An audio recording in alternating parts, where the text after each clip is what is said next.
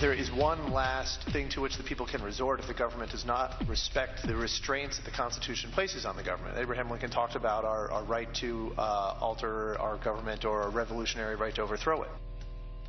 Well, that was Michael Cannon of the Cato Institute at a House hearing today on whether President Obama is upholding his constitutional duty to faithfully execute the nation's laws and what the consequences are if he is not. And the testimony got fierce at times. I agree entirely that the president cannot simply refuse to apply or enforce a law for policy reasons. The center of gravity is shifting, and that makes it unstable.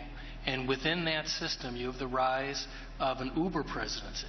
There could be no greater danger for individual liberty. If the people come to believe that the government is no longer constrained by the laws, then they will conclude that neither are they. As James Madison warned centuries ago in Federalist Number 47, the accumulation of all powers, legislative, executive, and judiciary, in the same hands may justly be pronounced the very definition of tyranny. Joining me now, Republican Congressman Bob Goodlatte. He's the chairman, you just saw there, of the Judiciary Committee, which held that hearing today. Mr. Chairman, good to see you. That's rather extraordinary to see folks from all stripes, all ideological stripes, including Jonathan Turley, who is very clearly a left-leaning lawyer, talk about an Uber president and how that there is no greater danger to individual liberty. What did we learn today?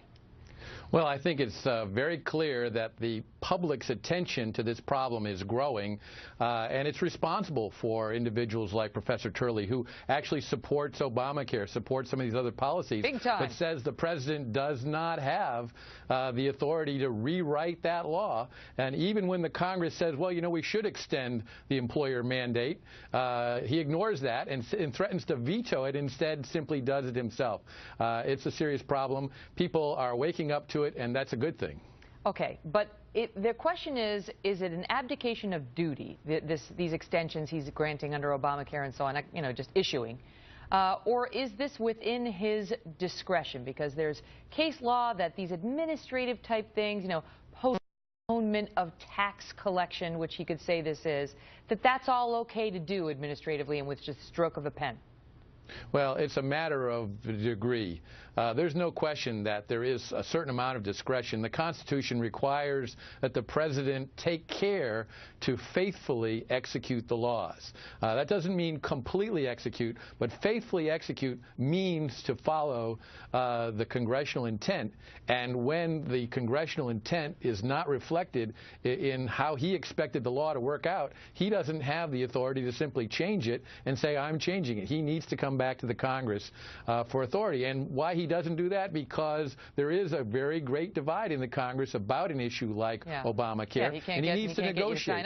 Let me ask you this. That's what the legislative branch is for, though, is to make those hard negotiations, and the lawmakers are the authority to pass laws. There's a reason we have divided government. All right. That's right. What is the difference between what President Obama is doing now with all these executive orders and declarations, and President Bush and the signing statements that were so controversial?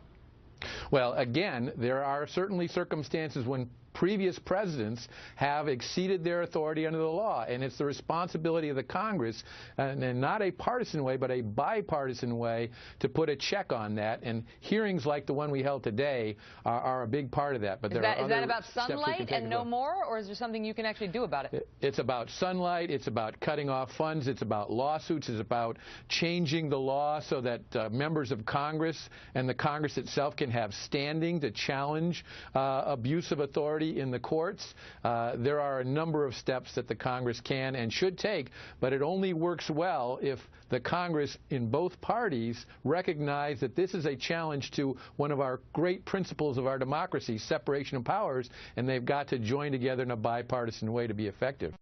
We haven't seen much and the of American that lately. people need to speak out about it, too. Mr. Chairman, thanks for being here. Thanks, Megan. Coming up next.